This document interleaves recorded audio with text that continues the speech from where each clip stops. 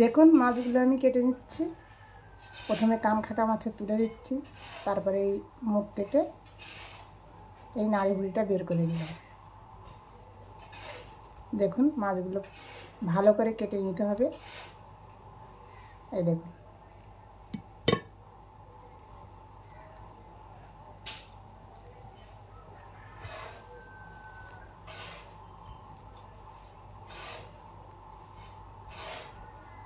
মাছগুলো আমি এইভাবে কেটে নেব। মরলা মাছগুলো কাটা হয়ে গেছে, দেখুন সুন্দর করে আমি কেটে নিয়েছি। এবার মাছগুলো আমি ধুয়ে নেব। দেখুন পুকুর নেই কীভাবে থালার মধ্যে জল দিয়ে চুপির মধ্যে মাছ দিয়ে দিয়েছি। মাছগুলো আমি ভালো করে ধুয়ে নেব। মাছগুলো ভালো করে আমি ধুয়ে নিয়েছি। দেখুন ধোয়া হয়ে গেছে মাছগুলো। লবণ দিয়ে দিলাম,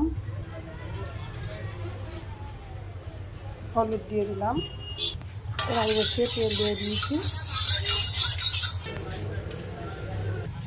হলুদ লবণ মেখে নিয়েছিলাম, এবার মাছগুলো দিয়ে দিলাম।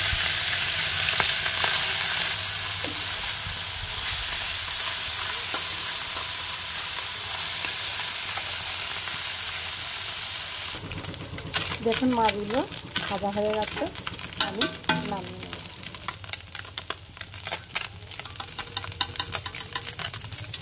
চাপিয়ে তেল দিয়ে দিচ্ছি শুকনো লঙ্কা, দিয়ে দিচ্ছি 5 ফোড়ন, এবার দিয়ে দেবো একটু কাঁচা লঙ্কা, এবার দিয়ে দিচ্ছি আলু,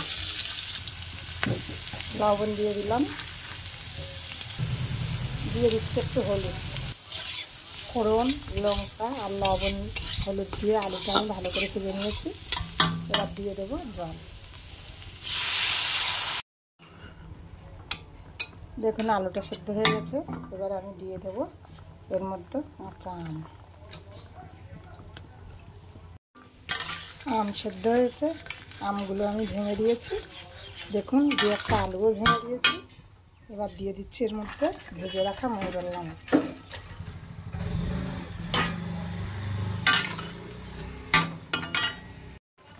টকটা হয়ে গেছে, দিয়ে দিচ্ছি জিরা গুঁড়ো একটু দিয়ে দিয়েছি। দেখুন টকটা হয়ে গেছে, আমি এবার টকটা নামিয়ে দিচ্ছি।